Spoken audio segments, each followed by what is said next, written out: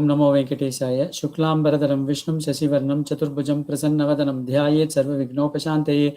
Vyasaya Vishnu Rupaya Vyasa Rupaya Vishnave Namo Vai Brahmanidhe Vasishtaya Namo Namaha. Lakshmi Nata Samarambam Nata Yamuna Madhyamam Asmadacharya Paryantam Vande Guru Paramparam. Partaya Pradibodhitam Bhagavata Narayanena Swayam Vyasena Gratitam Purana Munina Madhye Mahabharatam Advaitamritavarshinim Bhagavatim Ashtadashadhyayinim Ambatvamanusandadami Bhagavad Gita Bhavadveshinim Vasudevasutam Devam Kamsachanuramardanam Devaki Paramanandam Krishnam Vande Jagadgurum. Om Namo Venkatesaya. Pranams to everybody. We'll go to the Dhyana sloka number 4. Sarvopanishado Gavo Dogda Gopala Nandana Partho Vatsas Sudhir Bhokta Dugdam Gita Amritam Mahat. So in the previous sloka, we did salutations to Sri Krishna Paramatma. In this again, Sri Krishna Paramatma as well as to Bhagavad Gita. Sarva Upanishadaha Gavaha. It means Sarva means all. Upanishadaha, all these Upanishads. Why is it called Upanishad? It has got three words. Upa, Ni and Shad. Upa means getting closer. So that is, Upavasa, we say that. No, Upavasa, we think that it's only not taking food is Upavasa, but actually the meaning, literal meaning of Upavasa, Upa means close, Vasa means living close to Bhagavan. So why do you have this follow Upavasa? Because everybody says that they don't have time. So then Bhagavan said, okay, then at least you spend some time for your taking food. Yes. So don't spend time for that food. And at that time, you spend time for me. That's how the fasting used to be called as Upavasa. So Upa means close. Ni means Nityam. So Nitya means the person who is present in all periods of time. Nityaha, present, past, and future. In Vishnu Sahasranam we have got this Bhuta Bhavya Bhavat Prabhu. So that means the person who is present in all periods of time. That's what Bhagavan says in Srimad Bhagavatam also. So that person is called Nityaha. Upa Ni Shadaha. Shad means to sit closer. That means all these Upanishads, if you find that the disciple sits very close to the Guruji, not only in the physical sense, but also in the mental space. That means mental space means he has purified his mind so that he has become mentally closer to his Guru. And therefore the Guru then starts giving him this Upadesha on this Nitya Tattva. Nitya Tattva means Bhagavan as such. And that's why they are called as Upanishad. So Upanishad means all these Upanishads. Sarvo Upanishad, all the Upanishads are Gavaha. Gavaha means cows. Gauhu, Gavo, Gavaha. That's what the Shabdam for this Go Shabdam. So Gavaha means all the Upanishads are like the cows. Dogda Gopala Nandanaha. Dogda means he is the person who is this person who is milking that cow. He is called as the Dogda. That's milkman or the herdsman. Dogda who is that milkman? Gopala Nandanaha. It's a beautiful choice of words. He could have said Krishna Keshavaha, but he used the word Gopalaha. Gopala means go means cow. Pala one is the protector of this cows. Since he has used the word Gavaha, he is using the word Gopalaha. The person who is milking this cow is the person who is the protector of this cows. He's not only milking the cows, he's also protecting the cows. That's then only, unless you protect the cows, you won't get the milk. So he's the protector of this cows also, and therefore he's called as Gopalaha. Gopala Nandanaha.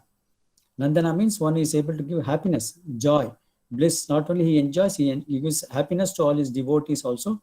And he gives happiness to all these cows which he's milking also. So in that happiness itself, in fact, it's said that in the Gokulam, in fact, we saw in the Tirupavai also, they are very Vallal Perumpasikal. That means they are very benevolent. They give liters and liters of milk because of the joy of being associated with the Krishna Paramatma. So he's able to give that happiness to the cows also. And therefore he's called as Gopala Nandanaha. Partho Vatsaha. Partha, we saw that. Pratha is Kunti's another name. Kunti's son is Arjuna. Vatsa means calf. So that means the milk is primarily for the calf. And of course, whatever excess milk that is got, it can be consumed by others also. That's one thing about cows is the Bhagavan in the Srishti has created these cows can give a lot of milk. Whatever is required more than for that cow, the calf as such. And that's why, that is said to be a sattvic food which can be consumed by everybody. So Partho Vatsaha. So the milk is, the calf is for that Partha. That means he's extracted this milk from this Upanishads or the essence of this Upanishads, this Gita, for the sake of Partha. That means for the sake of this Arjuna. That's what it is. Partho Vatsaha Sudhihi. Sudhihi means you can take it as an adjective for Partha, or it can be meant for all others also like us. Su means who has got very auspicious or very good. Di means intellect. People has got very good intellect, because one of the qualifications required for this Bhagavad Gita is you must have a good intellect, because you have to understand the various concepts, principles, and then philosophies. Therefore, they should have a very good intellect. That means Sudhihi. Bhokta. Bhokta means enjoyer. So that means Krishna, the Arjuna was the enjoyer, because he listened to this Bhagavad Gita directly from Krishna Paramatma, and therefore he was the enjoyer. And not only that, he gave him this Divya Chakchu in the 11th chapter, through which he was able to see the Vishwarupa Darshan of Bhagavan as such, and therefore Bhokta. And all of us are also Bhoktas, because we are also enjoying the Bhagavad Gita. Although it was given to Arjuna, it is now made available to all the people in this universe, and therefore we are also the enjoyer of the Bhagavad Gita, and therefore we are all Bhoktas. Then what is that Gita? Gita is Dugdham. Dugdham is milk. The milk is the Bhagavad Gita. The Bhagavad Gita is the milk, or the essence of this entire Upanishads is being taken out by Sri Krishna Paramatma in this Bhagavad Gita. So that is the essence.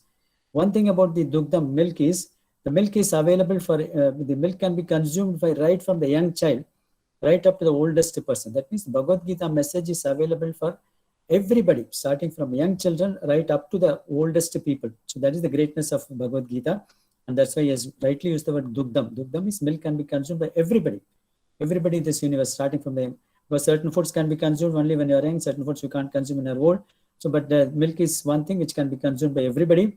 Therefore, it is called as Dugdham. So that means not only that it is Dugdham, Amritam Mahat. Mahat means very great. Amrita means it's a very great nectar. You know, this when this Devatas and Asuras, churned this milky ocean, they got this Amritam. So Amritam, that Amritam is only for the physical sense of they being physically being available for so many years, so thousands and thousands of years. That is what that Amritam is. Whereas this Gita Amritam is what is which it will remove us from the samsara sagara.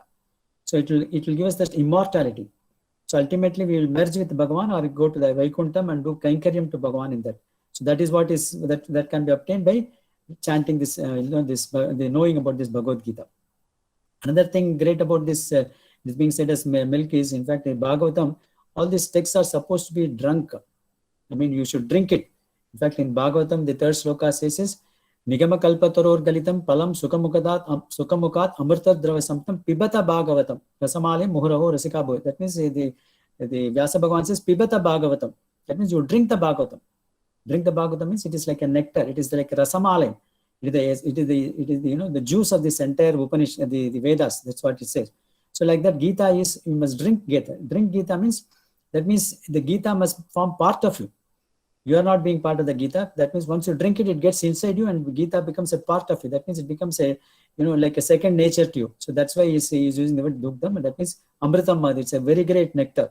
That means whatever is available to, this, if you drink that this milk, it will lead you on to this ultimate path of moksha, and that is the greatness of Bhagavad Gita. So he's glorifying all the three people. He's glorifying Sri Krishna Paramatma. He's glorifying this the Srota, that is this Arjuna, as well as all of us who are receiving this Bhagavad Gita, as well as the Bhagavad Gita itself. Bhagavad Gita itself is Amritam. It's a nectar, as well as it's a great milk. It's a milk from, or the essence of these Upanishads have been culled out by Sri Krishna Paramatma. So let's just summarize this particular sloka. So Sarvopanishado Gavo Dogta Gopala Nandanaha Partho Vatsa Sudhir Bhokta Dugdham Gita Amrit. That's why it is saying that Gita is the essence of this. So one doesn't need to know the entire Vedas or Upanishads, because Bhagavan Krishna, out of his compassion and mercy, has culled out the essence of this entire Veda, the Upanishads. Upanishads being the cows, and Bhagavan has taken out the essence from that, which is the milk, which is also a great nectar, which is Amritatum. That means it is the immortal drink that has taken out of this, the Upanishads. And therefore he is the Gopala Nandanaha. He is the person who is the protector of these Upanishads and this Vedas. And he is able to give happiness not only to him, he is able to give this happiness to all of us, the receivers, the Shrotas. And the calf, the calf which is drinking this milk is Partha, which is the Arjuna. Not only Partha, all of us people have got this good intellect, as well as the enjoyer of this Bhagavad Gita. That's what is being talked of in this particular song. Metaphorically, perhaps that is the reason why Krishna went to the Yadava community first, in order to milk these cows. And then therefore, finally, towards the later part of his life, he was playing the role of the milkman, taking the essence of these Upanishads and giving it to all of us for us to drink this milk, and become immortal. So that is the message of this particular sloka. So let's move on to we'll just go to the next sloka tomorrow. Vasudev Vasutam Devam Kamsachanuramardanam Devaki Paramanandam Krishnam Vande Jagaturam Sarvam Sri Krishnarpanamastu Krishna Krishna Krishna.